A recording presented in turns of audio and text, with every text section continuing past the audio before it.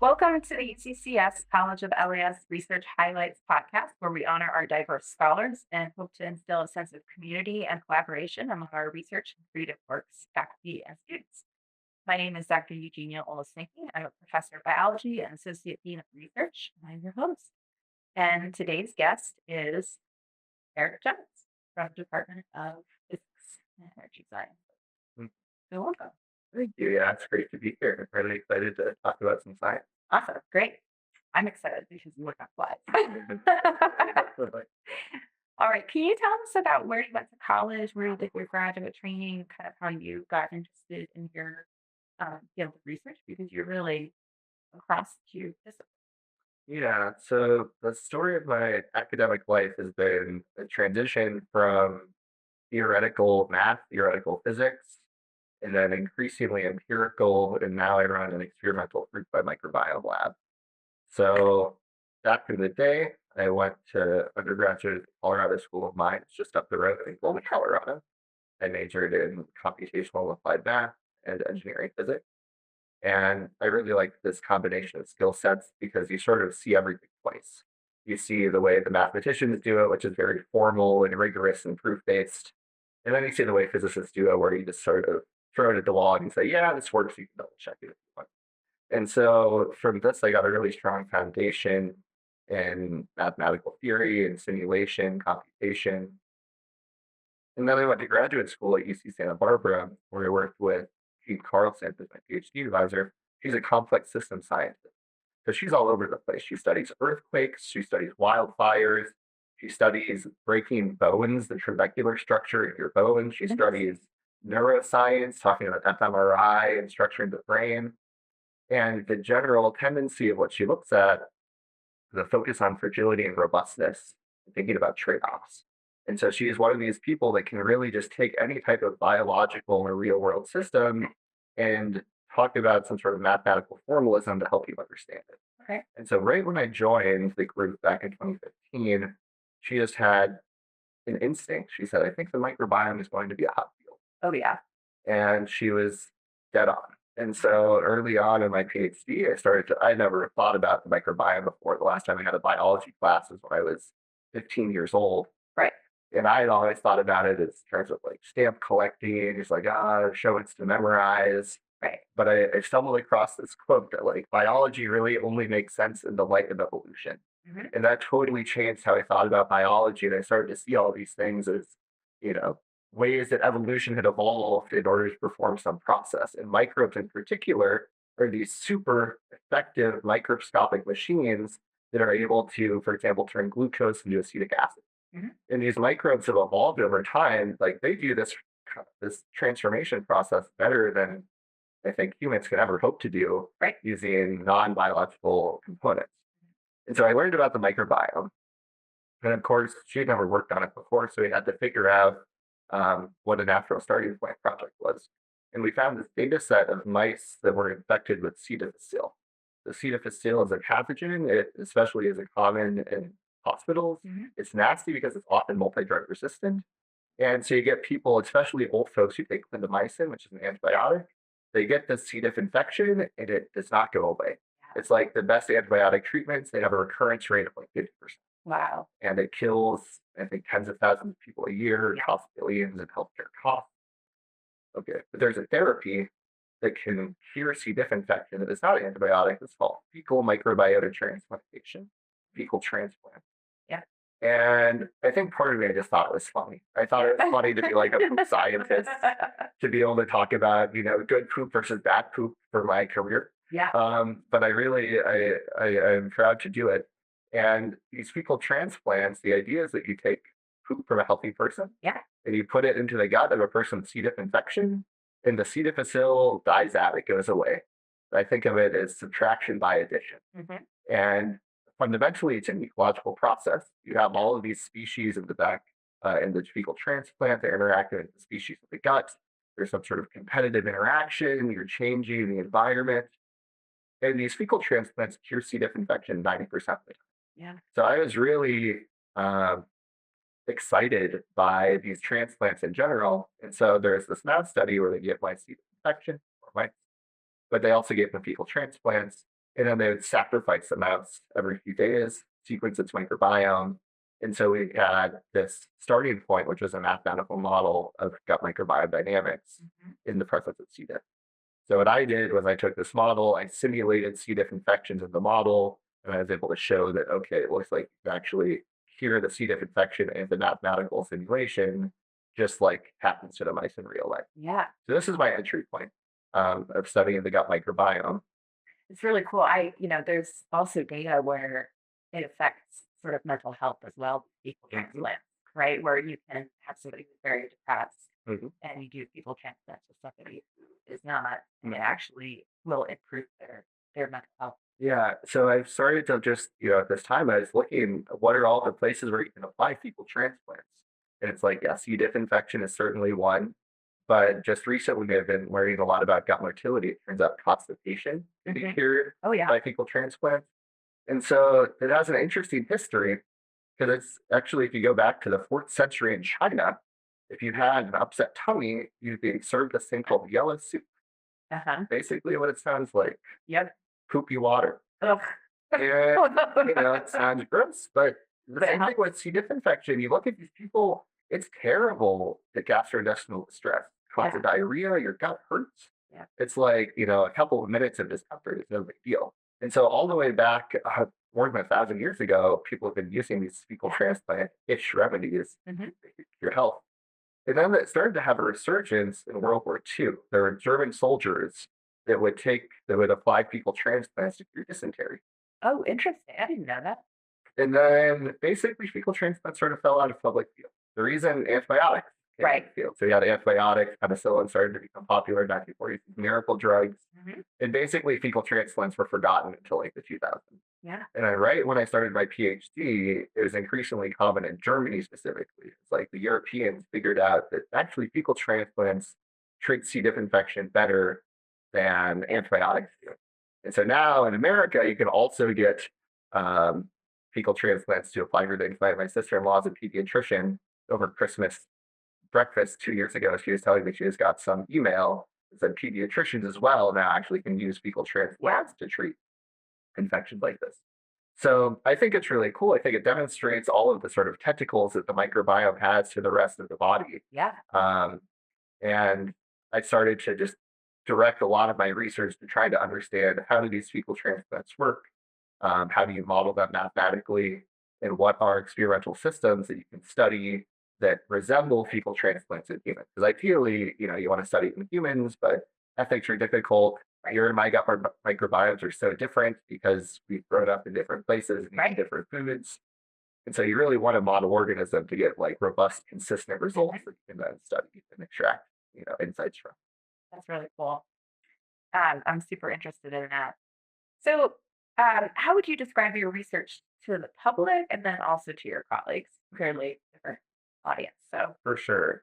Yeah. So if I'm talking to somebody at, a Broncos game, I would say I tried to improve human gut health. So you've probably seen these things at the grocery store like probiotics. I'm going to make probiotics work better. You've probably heard that it's healthy to eat fermented foods like kimchi or kombucha. I want to understand why that is. right. Fundamentally, that's my goal. I'm interested in understanding the mechanism of these microbiome modifiers, whether it's fecal transplants or probiotics. And I want to understand how that interacts with host health. Yeah. To my colleagues, I would use more jargon. I would call myself a statistical biophysicist, Okay. somebody who studies not just biology, but from a physics lens with a focus on modeling and then an emphasis on statistics. So getting lots of replication. We know biology is noisy. Oh yeah. In my view, that's actually a good thing Okay. because now you get these distributions. You can say, well, what could give rise to this distribution of outcomes that I perceive? So I really like that side of things. I could also call myself a microbial ecologist. Hmm. I could call myself a quantitative biologist. But in general, I'm an interdisciplinary scientist. And my favorite types of science are done in collaboration with others. Absolutely. My favorite thing to do is to talk about the science with other colleagues in similar fields or the experimentalists that are running experiments, trying to understand, well, why is this the case? And so I really do try to work with people as broadly as possible. And the core feature is that these microbes are involved. that these microbes are affecting a host in some manner. Yeah, I mean, absolutely. Collaboration is essential these days. For me, my computational skills are pretty low, Mhm, to say the least. mhm, So I do have to really collaborate with a lot of people, but it's great because everybody approaches it from a different lens. mhm, And, I ended up doing experiments I never thought I would do. Right. It's really interesting how, your career and research focus takes on this kind of an interesting path and convoluted to say the least. mhm, Right? definitely. But you learn so much by collaborating with people in other disciplines. Mhm. I love that. Yeah, because it's like everybody has taken, my biologist friends, my ecologist friends, like all of us had a totally different set of classes we took in undergrad, a totally different set of classes at grad school. And so just the combination of disciplines, yeah, the whole is more than the sum of the parts for sure. Yeah. Yeah. Great. So, what would you say is your biggest challenge in research? Oh, Mm. Yeah. I'd say there's sort of a different few a few different sides to it. On the administrative side, money, frankly, mhm. because without money, you can't pay people to work, get publications, write grants. It's sort of ironic that like once you have money, you get more time just because you're not trying to apply for more grants. Yes. And so I'm still trying to overcome that sort of activation barrier. It's my second year here at UCCS, and I'm still trying to start that research engine up. On the more day-to-day side, it's a bit tricky to be a manager. This was the first time in my life, right? As a graduate student, as a postdoc, Yeah. you're doing all of the work. You're writing the manuscripts, you're writing the code, you're reading the literature. And now all of these things are sort of spread out among the people in your group. And they're telling you about, oh, I read this cool paper. And you say, oh, can you send that to me? But then you only have time to skim, Right. very briefly. Yes. And they say, oh, well, I had, this finding in the lab, the flies were pooping not as much as I thought they ought to. And it's like, well, I wasn't with you every step of the way, so I can't really tell whether Yes. there's something obvious. And so it forces you to have a lot of trust in the researchers within your group, which is sweet because Yeah. that's mentorship. Yeah. But it's also very different because it's just a different level of control you have on the research that happens. Right. So I think these are two of the things that I've noticed, especially or big differences as a faculty versus as a postdoctorate training. Oh yeah, it's funny as a postdoc, it's only for a couple of years, so there's that anxiety about what am I going to do next. Mm, That for me was sort of it made it so that I wasn't necessarily enjoying that time as much as I should have been, right? And now it's like, oh man, do I wish that I could mhm. be a postdoc again and just Yeah, do the research myself. yeah. Just go do science. Yeah. Not worry about where your next paycheck is coming from. Exactly, and, still, I mean, I don't do as much of the bench work myself, but when I get to go into the lab and actually dissect flies and brains, it's like, Mhm, I feel like myself again. mhm. I feel whole again, so that's great. Okay, so what has fundamentally changed about your work from when you started until now? Mhm. So in my work, I've become a lot more empirical. I used to work with these so-called theoretical ecological models, and they're basically sets of differential equations that you simulate, and they show interesting behavior. And they're nice because you can apply a lot of nice mathematical theorems. You can talk about the stability of steady states. You can talk about stochasticity if you want. It's very clean, Hmm. more similar to sort of fundamental physics in that regard, where it's like there is one answer, and you either Right. got the right answer or you didn't. Yes. And Although especially, stochastic uh, models are not so clear. yeah, one distribution Yes. is the answer. Yes. Yeah. Yeah. And so as a postdoc, especially, I started to get a lot more empirical. And I started to get fascinated by these messy biological systems. Hmm. And so, for example, some of my first work was studying this fruit fly microbiome. And it turns out that if you feed a fly some set of microbes or another set of microbes, the fly will live different lengths of time. Uh-huh. It's like a 10-day change in the lifespan. You can get like a twofold change in the number of eggs laid per female fly. Right. There are these really clear effects of microbiome composition on host phenotype. And so I started to study these models. I was like, wow, this is like real. It felt Yeah. a lot more real than the theoretical models I had worked with. And so during my postdoc, I was working more studying microbiome assembly, again with real fruit fly microbiome data sets that my collaborator collected. I was studying noisy population growth, just in plate readers that you inoculate with a really small inoculum of bacteria and watch it grow and it's noisy because there are stochastic processes at play and I was quantifying the stochasticity.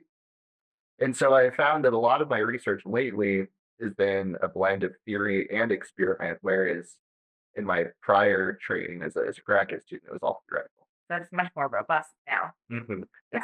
so now, I'm, properly speaking, an experimentalist, and that's been a huge shift. Yeah. And I really like it. I like the messiness, but it's been a big change. A second thing I'd say that's changed about my field as a whole is that microbiome science is a lot more appreciated these days than Oh, it was in yeah. 2015. In 2015, there were not probiotics sold in the refrigerator at Whole Foods. Like that was not a thing. Right. And now we appreciate that this is going on. People talk about using fecal transplants to cure constipation. People try to use it to cure ulcerative colitis or Crohn's disease. There's just a lot more people studying these microbiome science fields. And And there's documentaries on Netflix about it. yeah, You know, documentaries. fecal transplants. Fecal transplants were featured in South Park, for Oh, example. yeah. So Oh, I love you've South Park. really made it once. They talk about Yeah. I think it was Tom Brady's fecal transplant. That's so funny. And so it's a lot more popular, and then there's a lot more data because sequencing, high throughput sequencing, has become so cheap relative to where it was 10 or especially 20 years ago. And so now you can take a swab of just about anything and sequence the Yeah. microbiome. I mean, it still is a bit expensive, but it's super easy to do. And so this has led to an explosion in the amount of data. Um, and so I'm really happy with where my research group is because right now we have this data, it's out there publicly accessible, we can use it. And then we also have these theoretical models, this intuition for how things ought to be. So now we can start to use this existing data to test hypotheses. So I think it's a really good point for microbiome science right now. I'm excited to see what the next decade holds. That's great. Yeah, and there's really cool twin studies, which of course I Mhm. get very excited about Mhm. because then you're talking about microbiome and also you have a genetically identical kind of situation, right? Yeah, And so exactly. how that affects epigenetics. Uh-huh. I think that's really fascinating.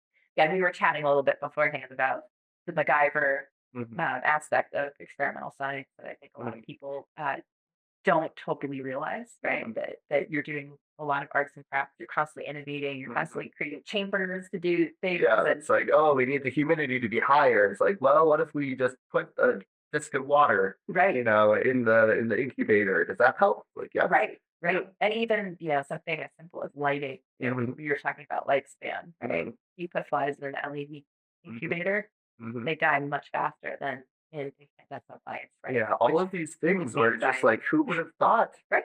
And they, yeah, end up being really important. Yeah, the thing that's affected me the most is humidity in Colorado. It's so Oh, yeah, dry.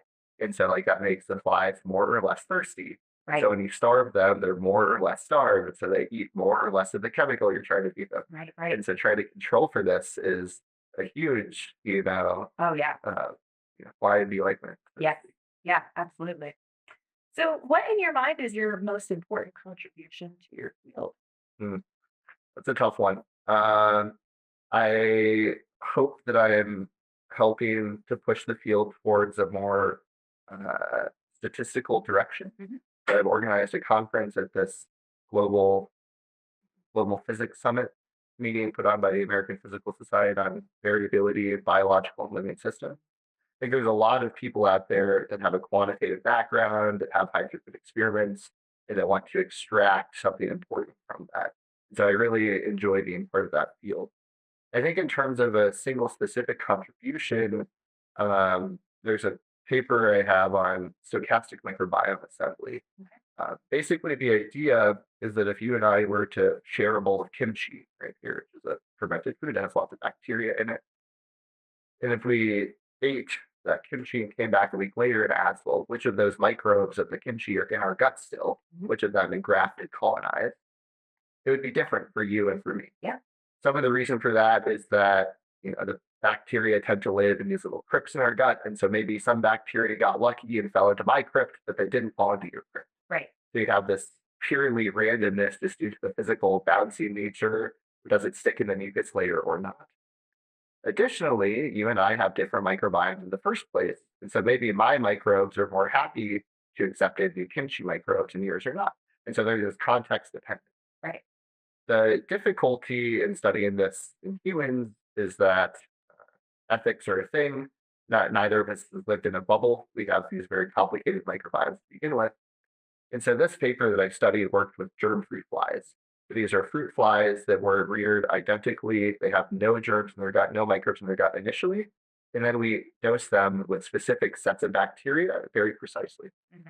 And what we find is even if you take, 50 flies that are all identically prepared, you feed them the same set of 5 bacteria, only a handful of them will colonize a given fly. Some flies 3 will colonize, and some flies 4 will colonize, some flies 2 will colonize. Right. It's stochastic. You get different outcomes for different flies. Yeah.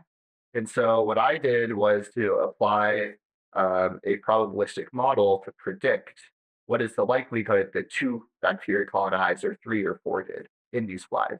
The model worked pretty well. And why I find it exciting is that I think it has applications to synthetic fecal transplants, Okay. which we're not there yet.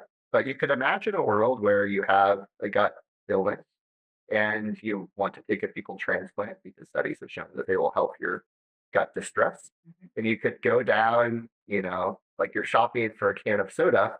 You're like, do I want this fecal transplant? Right. Do I want this one or this one or this one? There's a question as to which one will work best for you. Yeah. And in some sense, this is going to depend on which bacteria in that transplant are able to stick best in your gut. Right. This is a context dependent colonization probability. And so that's exactly the quantity that I was measuring or inferring in the study. And so we show in the fruit flies that you can sort of ascertain some bacteria are good at sticking, Hmm. some are less good at sticking. We find that some of them stick better when friends are around, they stick worse when enemies are around. Right. And so we found these interactions in this fruit fly data set. I'm excited to one day see that translated to improve the administration of fecal transplants in humans. That's great. And I would say that you're a brave man to delve into the world of stochasticity because we used to joke that stochasticity is a dirty word because Oh, it just yeah. creates so much noise. I love it. It's really beautiful mathematics, Yeah. and it's real, Yeah. right? We have to deal with it. Yes. Yes, absolutely. Well, thank you so much for being on today. Do you have any kind of last words of advice for students that Mm, are working in your field or just broadly? mm. I would think about how you want to spend your day. I would think about, do you want to be interacting with other people? Do you want to be talking about science? Do you want to be managing? Do you want to be pipetting things? Do you want to be coding things? Do you want to be outside?